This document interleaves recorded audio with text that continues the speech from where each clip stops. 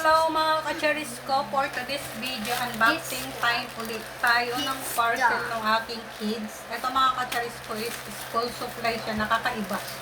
Kakaiba. Oh, na-okay na sa akin.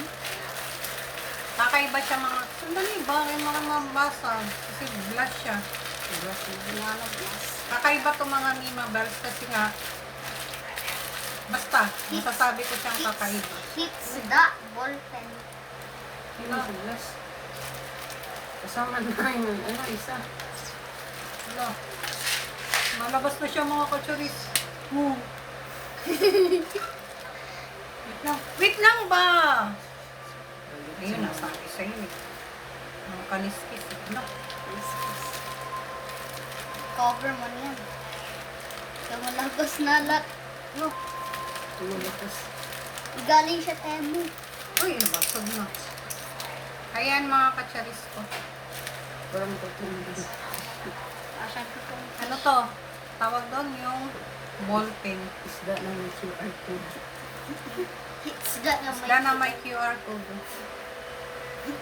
Kasi yung takip. Tapan mo muna. Ayan. Ballpen to mga kacharis ko. Ng QR code. Ito naman yung hammer. hammer. Hammer naman siya mga kacharis ko Hammer. na ano din, ballpen din. Ballpen. Ayan. Clean na wala na yung ano.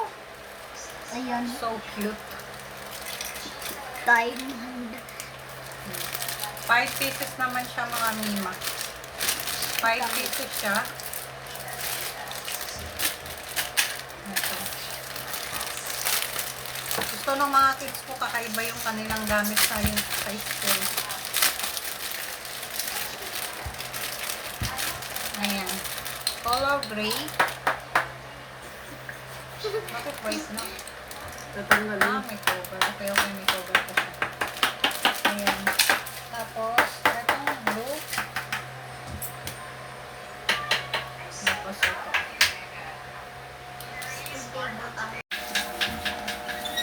Ito na yung mga na-order namin mga kacharis ko na ballpen. O diba para siyang totoong isda mga kacharis ko.